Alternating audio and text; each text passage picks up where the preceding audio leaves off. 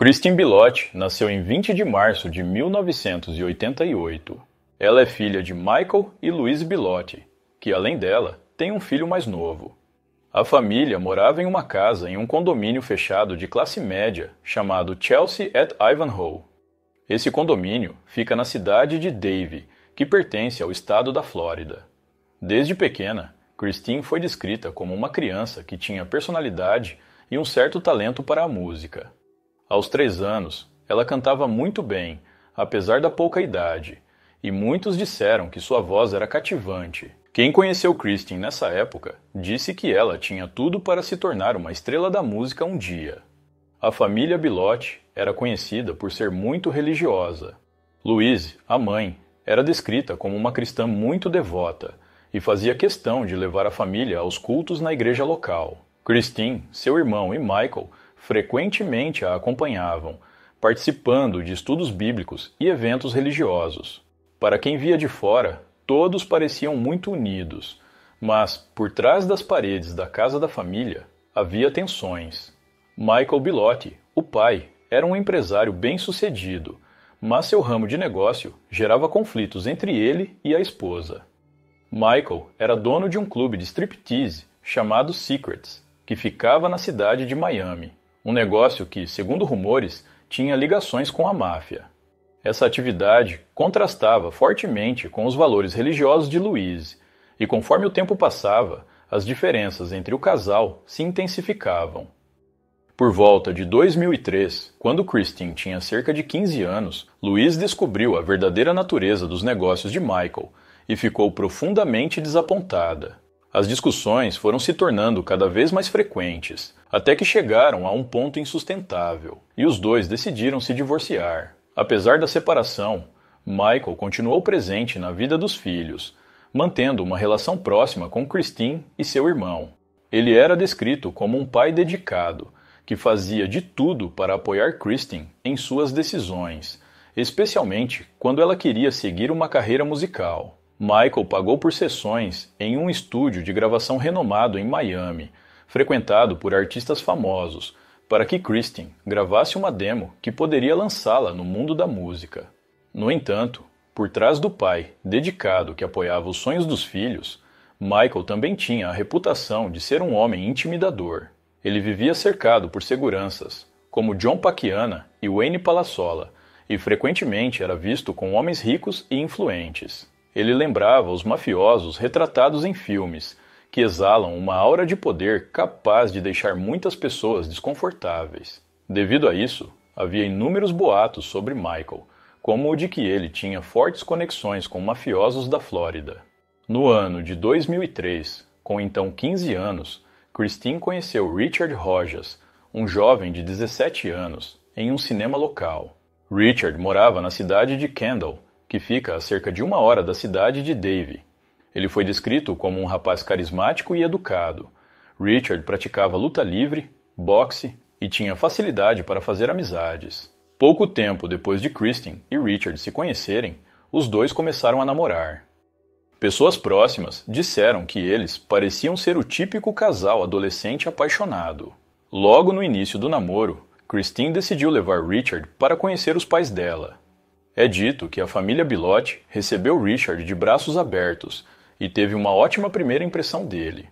Louise gostou tanto dele que permitia que ele passasse os fins de semana na casa da família, desde que ela estivesse presente.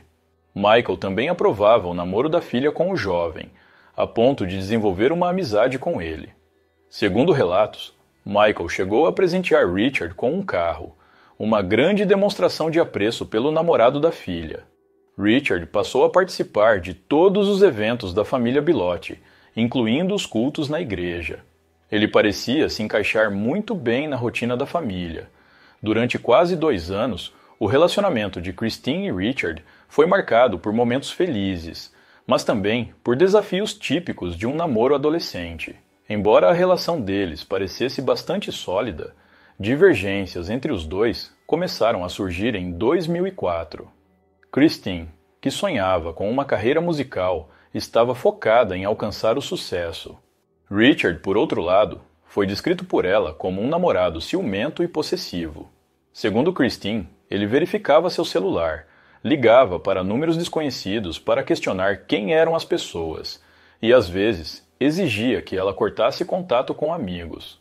Kristen também alegou que Richard ficou frustrado com a decisão dela de esperar até o casamento para ter relações íntimas, algo que, segundo ela, gerava discussões frequentes. Em dado momento, Kristen acabou cedendo, e ela e Richard começaram a ter relações, mas isso não resolveu os conflitos. Além disso, Kristen afirmava que Richard se opunha ao seu sonho de se tornar cantora, colocando obstáculos quando ela falava sobre fechar contratos com gravadoras. Essas alegações, no entanto, foram contestadas por amigos próximos de Richard, que o descreviam como um jovem respeitoso e não possessivo. Eles sugeriam que Kristen exagerava ou inventava essas histórias para justificar suas próprias ações. Independentemente da verdade, o relacionamento começou a se deteriorar, e em junho de 2005, Kristen decidiu terminar com Richard, alegando que queria se concentrar em sua carreira musical. Após o término, Kristen conheceu Júlio Arce, mais conhecido como Ed, um jovem músico que compartilhava com Kristen a paixão pela música. Eles tiveram o primeiro contato durante um estudo bíblico na igreja, e em pouco tempo começaram a sair. Ed foi descrito como um rapaz que tinha talento para a música, com sonhos semelhantes aos de Kristen. Kristen via em Ed uma oportunidade de seguir em frente, mas, segundo ela, Richard não aceitava o fim do relacionamento. Kristen alegava que Richard continuava ligando para ela sem parar. Ela disse que ele, inclusive, aparecia de surpresa em sua casa, já que tinha uma certa proximidade com a família dela. De acordo com Kristen, Richard se aproveitava dessa proximidade com sua família para se manter presente na vida dela. No entanto, registros telefônicos revelados posteriormente mostraram que o contato entre Kristen e Richard era mútuo. Havia dezenas de ligações entre os dois, incluindo conversas longas, sugerindo que Kristen também mantinha comunicação com ele, algo que contradizia a narrativa de que Richard a perseguia. Amigos de Richard reforçaram que Kristen parecia mais obcecada por ele do que o contrário, sugerindo que ela não estava totalmente disposta a encerrar o contato. O fato é que essa relação entre Kristen e Richard terminaria em tragédia no dia 12 de julho de 2005.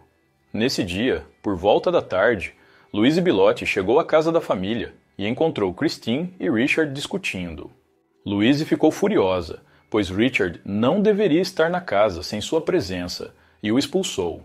Segundo Kristen, horas depois, Richard voltou à residência sem permissão e, usando violência, forçou relações íntimas com ela. Kristen alegou que foi um ataque traumático e que, ao contar à mãe, implorou para que Louise não informasse seu pai, temendo sua reação. No entanto, o irmão mais novo de Kristen ouviu a conversa e relatou tudo ao pai. Michael Bilotti, ao saber da acusação, ficou enfurecido. Ele chegou à casa de Louise, acompanhado de 2 seguranças de seu clube, John Pacquiana e Wayne Palassola. Kristen repetiu a história para o pai. Ela ainda acrescentou que Richard estava agindo de forma estranha, supostamente envolvido com gangues e armas, e que ele ameaçou voltar à casa naquela noite para confrontá-la. Mais tarde, Kristen alegou ter encontrado um CD em sua cama no 2º andar, sugerindo que Richard havia invadido a casa para deixar o objeto como uma ameaça. Após ouvir o relato da filha, Michael ficou convencido de que Richard era culpado e uma ameaça para Kristen. Ele então começou a pensar em uma maneira de proteger a filha e punir o rapaz.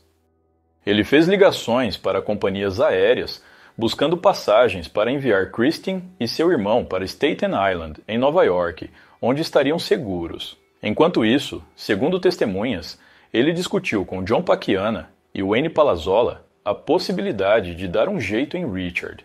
Ed, o novo namorado de Kristen, estava na casa naquela noite e foi instruído por Wayne Palassola a ligar para Richard e provocá-lo. A intenção era desafiar Richard para uma briga e atraí-lo até a casa de Kristen. Ed, temendo represálias de Michael e seus seguranças, seguiu as instruções. Ele ligou para Richard, usando o telefone de Kristen, e o incitou a ir até a casa, dizendo que estava lá e pronto para enfrentá-lo. Michael decidiu que Kristen e seu irmão deveriam deixar a casa imediatamente. Wayne Palazzola os levou para outro local, possivelmente a casa de Michael, enquanto John Pacquiana ficou na residência com Louise, supostamente para protegê-la. Por volta da 1 da manhã de 13 de julho, Richard, que estava em sua casa em Kendall, pegou o BMW vermelho de sua mãe e dirigiu até a casa de Kristen, em Davie.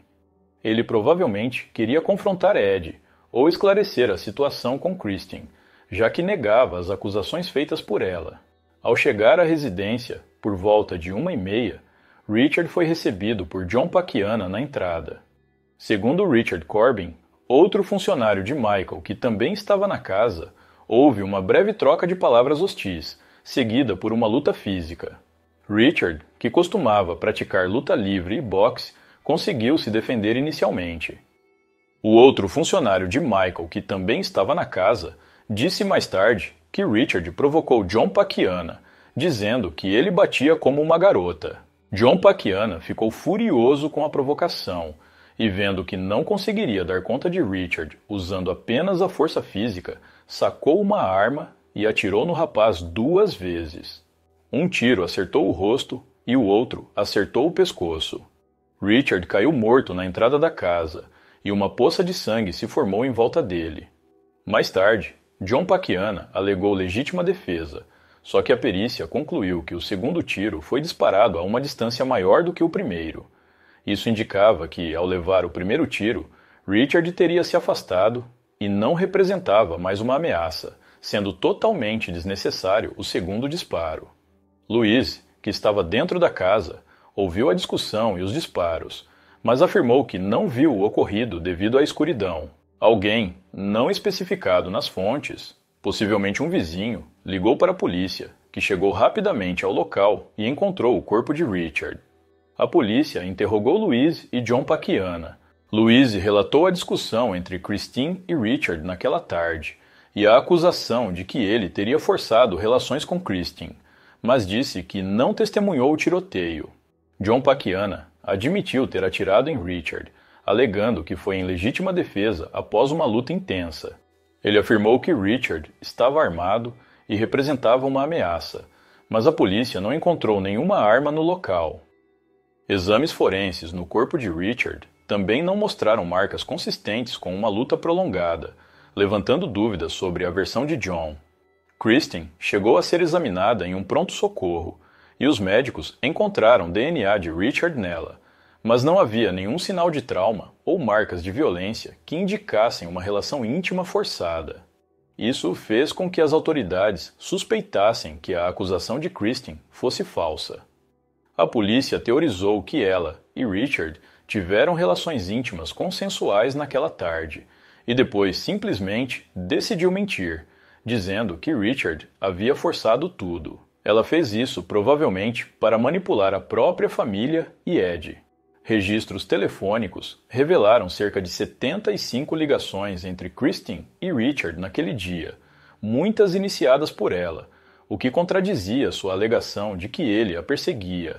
Amigos de Richard foram unânimes em defendê-lo, descrevendo-o como respeitoso e negando qualquer envolvimento com gangues ou comportamento violento. Eles sugeriram que Kristen estava inconformada com o término e que a briga naquela tarde ocorreu porque Richard estava tentando encerrar o relacionamento de vez, possivelmente após conhecer outra garota. Nos meses seguintes, a investigação avançou lentamente. Inicialmente, Michael, Kristen, John Pacquiana, Wayne Palazzola e Richard Corbin apresentaram uma frente unida, sustentando que Richard era uma ameaça e que os tiros disparados foram em legítima defesa. A polícia, no entanto, começou a desconfiar da narrativa, especialmente após a ausência de evidências de que Richard forçou relações com Kristen e de que ele voltou armado à casa. A falta de uma denúncia formal por parte de Kristen contra Richard também levantou suspeitas. No ano de 2006, Kristen e Ed iniciaram um relacionamento, mas no ano seguinte, 2007, Ed decidiu terminar a relação, já que, segundo ele, Kristen estava viciada em drogas. Ed afirmou que Kristen entrou em um centro de reabilitação e, temendo represálias de Michael, ele aproveitou a oportunidade para se afastar e se mudar para outra cidade. No ano de 2008, Ed, sentindo-se seguro e livre do medo de Michael, procurou a polícia e revelou detalhes cruciais a respeito do caso. Ele admitiu que provocou Richard por telefone a pedido de Wayne Palazzola, sem saber inicialmente que o plano era matá-lo. Ed também confirmou que Michael conversou com John Pacquiana e Wayne Palazzola sobre a intenção de dar um jeito em Richard, sugerindo um assassinato planejado. Com base no testemunho de Ed, a polícia acusou 5 pessoas em 2008: Michael Bilotti, Kristen Bilotti, John Pacquiana, Wayne Palazzola e Richard Corbin, por assassinato em primeiro grau e conspiração. O caso demorou anos para chegar a julgamento devido à complexidade e às mudanças nas declarações dos envolvidos. Em 2011, Wayne Palazzola se declarou culpado de cumplicidade, recebendo 10 anos de liberdade condicional. Richard Corbin também fez um acordo, declarando-se culpado de cumplicidade e testemunhando contra os outros réus. O julgamento começou em 4 de maio de 2015, no Tribunal do Condado de Broward. Os promotores argumentaram que Kristen inventou que Richard forçou relações com ela com o objetivo de manipular sua família, possivelmente por ciúmes ou para se aproximar de Ed. Eles afirmaram que ela cooperou ativamente no crime, mantendo contato com Richard e permitindo que Ed o provocasse. Michael, segundo os promotores, orquestrou o plano e John Pacquiana executou o assassinato. Testemunhas-chave incluíram Ed, que detalhou a provocação por telefone, e Richard Corbin, que afirmou que a luta entre a vítima e John havia terminado antes dos disparos, minando a alegação de autodefesa. A defesa sustentou que Richard era realmente uma ameaça para a família Bilotti. Eles alegaram que Richard forçou relações com Kristen mediante violência. A defesa alegou ainda que Richard invadiu a casa da família e fez ameaças, incluindo uma de voltar para buscar $2.000. John Pacquiana insistiu que atirou em autodefesa, pois temia por sua vida. Louise testemunhou de forma ambígua, às vezes parecendo apoiar a defesa e às vezes a acusação, mas confirmou que Kristen recusou chamar a polícia, mesmo alegando que Richard havia a atacado. A família de Richard, presente no tribunal, refutou as acusações contra ele. Henry Rojas, o pai, e Marta Hernandes, sua tia, descreveram Richard como uma pessoa que respeitava a todos. Eles disseram que ele estava sendo vítima de difamação. A mãe de Richard, emocionalmente devastada, esteve presente, mas raramente falou. Era como se ela estivesse em outro mundo devido à sua perda. Após 10 horas de deliberação, o júri anunciou o veredito em 29 de maio de 2015. Michael Bilotti e John Pacquiana foram condenados por assassinato em primeiro grau e conspiração, recebendo prisão perpétua, além de 30 anos por conspiração. Kristen Bilotti foi absolvida da acusação de conspiração, mas condenada por assassinato em segundo grau, recebendo 30 anos de prisão. Um jurado enviou um e-mail ao juiz pedindo clemência para Kristen, afirmando que, embora ela tenha atraído Richard, não acreditava que ela quisesse que ele morresse. Henry Rojas, o pai da vítima, expressou satisfação com o veredito, mas lamentou que nada traria seu filho de volta. Ele disse que Richard foi assassinado 2 vezes, na morte e na difamação durante o julgamento. No ano de 2018, a 4ª Corte de Apelação do Distrito da Flórida anulou as condenações de Michael, Kristen e John Pacquiana, devido a um erro processual.